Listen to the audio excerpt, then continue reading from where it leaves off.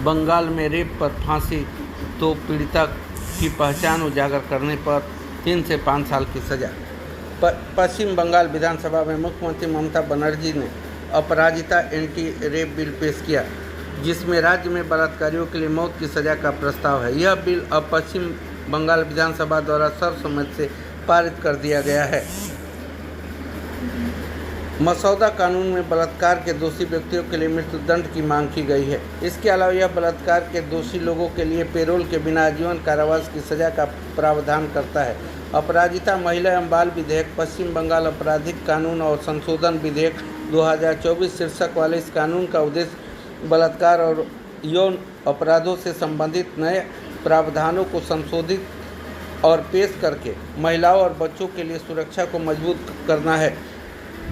ममता के कानून पर जेएम ने उठाए सवाल। बंगाल के अपराजिता कानून पर इंडिया गठबंधन की सहयोगी पार्टी झारखंड मुक्ति मोर्चा ने सवाल उठाए हैं। सांसद महुआ माझी ने सवाल उठाते हुए कहा कि कानून तो बन जाते हैं, जनता के दबाव में सरकारें घोषणा भी करती है, लेकिन बाद में सरकारें सुस्त हो जाती है। उन्होंने कहा कि पश्चिम बंगाल में जो हुआ दुखद है, ऐसी घटनाएं नहीं होनी चाहिए। कानून सख्त होगा, लेकिन ये भी नहीं कि 10 दिन में अपराधी को पकड़कर मृत्युदंड दे दे। इसमें बहुत सारे निर्दोष लोगों को फंसाकर उसको कटघरे में खड़ा कर सकते हैं। आनन फानन में इस तरह का कानून पारित करना सही नहीं है। अपराजिता एंटी बिल में क्या है प्राविधान? इस बिल के अनुसार रेप और हत्या करने वाले आरोपियों के खिलाफ सख्त सजा का प्राविधान किया गया। बताया जा रहा है कि पुलिस को 21 दिनों में अपनी जांच पूरी करनी होगी और आरोपियों के खिलाफ चार्जशीट दायर करके 36 दिनों के अंदर फांसी की सजा मिलेगी। इतना ही नहीं, जिन लोगों ने आरोपियों की मदद की होगी उन्हें 5 साल तक सलाखों के पीछे रहना होगा। ममता सरकार ने इस बिल में अपराजिता टास्क फोर्स बनाए जाने की भी बात की है। ये फोर्स महिलाओं के खिलाफ अपराधों पर एक्शन लेगी और आरोपियों को जल्द से जल्द पकड़कर जेल में डालेगी। इसके अलावा पीड़िता की पहचान बताने वालों के खिलाफ भी सख्त एक्शन लिया जाएगा। ऐसे लोगों के खिलाफ 3 से 5 साल की सजा का प्राविधान है। महिलाओं के खिलाफ अपराधों पर विशेष चर्चा करते हुए इस बिल में एसिड अटैक पर भी कार्रवाई करने का आदेश दिया गया है। एसिड अटैक के आरोपियों के लिए इस बिल में आजीवन कारावास की सजा का प्राविधान है। जिलाधिकारी बलिया के निर्देशानुसार उप जिलाधिकारियों ने बाल विकास परियोजना कार्यालयों में अधिकारियों कार्मिकों की उपस्थिति के संबंध में औचक निरीक्षण किया। बता दें कि जिलाधिकारी प्रवीण कुमार लक्षकार के निर्देशानुसार उप जिलाधिकारियों ने आज बाल विकास परियोजना कार्यालयों में अधिकारियों एवं कार्मिकों की उपस्थिति के संबंध में औचक निरीक्षण किया गया। उप जिलाधिकारियों के औचक निरीक्षण में कार्यालय बाल विकास परियोजना रक्षा में कार्यरत बाल विकास परियोजना अधिकारी श्रीमती मीनाक्षी आर्य, प्रधान सहायक चितरंजन प्रसाद एवं कनिष्ठ सहायक भूपेंद्र सिंह अनुपस्थित पाए गए।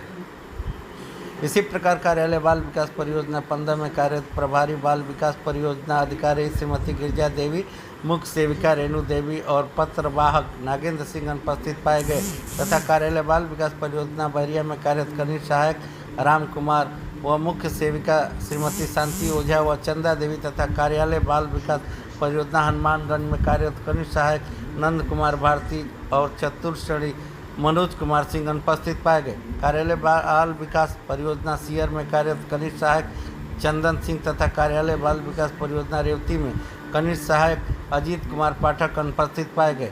जिलाधिकारी ने अनुपस्थित अधिकारियों कार्मिकों का अनुपस्थिति की तिथि का वेतन मानदेय भुगतान अग्रिम आदेश तक रोकते हुए जिला कार्यक्रम अधिकारी बलिया को निर्देशित किया है कि अनुपस्थिति के संबंध में संबंधित का स्पष्टीकरण प्राप्त कर अपनी आख्या सहित शीघ्र उपलब्ध कराए तथा भविष्य में बाल विकास परियोजना कार्यालयों में कार्यरत कार्मिकों की समय से उपस्थिति सुनिश्चित कराएं। सलेमपुर की अध्यक्षता में हुई दिशा की बैठक। बलिया सांसद सलेमपुर रमाशंकर राजभर की अध्यक्षता में कलेक्ट्रेट सभागार में जिला विकास समन्वय और निगरानी समिति दिशा की बैठक संपन्न हुई। बैठक में गत बैठक में दिए गए निर्देशों के अनुपालन की स्थिति की विस्तृत समीक्षा की गई। सांसद सलेमपुर ने अधिशासी अभियंता विद्युत से कहा कि विद्युत बिल से संबंधित अनेक शिकायतें प्राप्त हो रही है, इसे गंभीरता से लेते हुए निस्तारण सुनिश्चित किया जाए। मुख्य चिकित्सा अधिकारी से अस्पतालों में चिकित्सकों की उपलब्धता की जानकारी प्राप्त करते हुए कहा कि जनपद के प्राथमिक स्वास्थ्य केंद्र तथा सामुदायिक स्वास्थ्य केंद्र में आने वाले मरीजों को बेहतर स्वास्थ्य सुविधाएं उपलब्ध कराई जाए।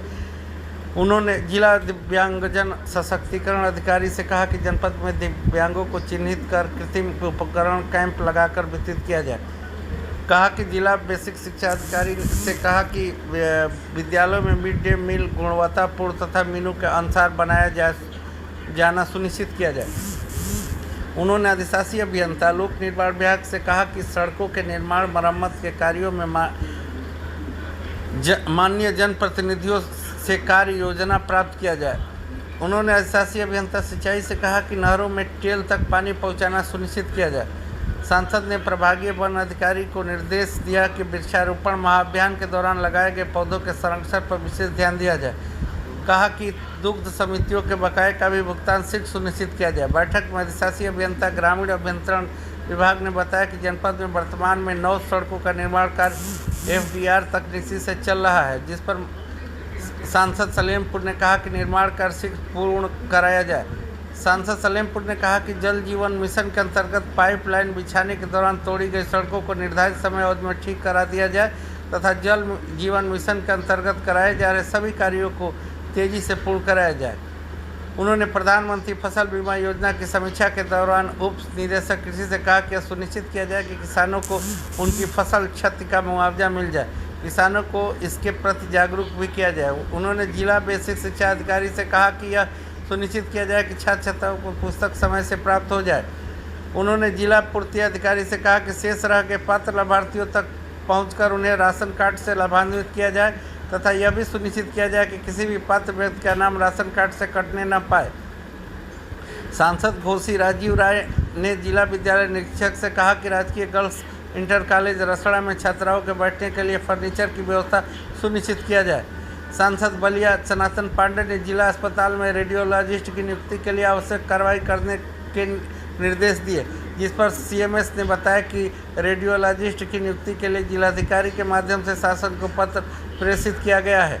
बैठक में स्वच्छ भारत मिशन की समीक्षा के दौरान बताया गया कि 1760 लाभार्थियों को प्रथम किस्त एवं द्वितीय किस्त हस्तांतरित किया जा चुका है। अमृत योजना के अंतर्गत आवास विकास चंद्रशेखर नगर एवं बहादुरपुर आवासीय कॉलोनी में बने तीनों पार्क के सुंदरीकरण के कार्य पूर्ण कर लिया गया है। बैठक में बताया गया कि प्रधानमंत्री आवास योजना शहरी के अंतर्गत जनपद में कुल पात्र पाए गए 20,395 आवासों के सापेक्ष 18,551 आवासों का छत स्तर का जियो टैग किया गया है तथा 1,844 आवासों का जियो टैग शेष है। बैठक में विधायक फेफना संग्राम सिंह यादव, विधायक सिकंदरपुर जियाउद्दीन रिजवी, विधायक बैरिया जयप्रकाश अंचल, जिलाधिकारी प्रवीण कुमार लक्षकार, SP विक्रांत वीर, CDO ओजस्वी राज सहित अन्य जनप्रतिनिधि व अधिकारीगण मौजूद रहे।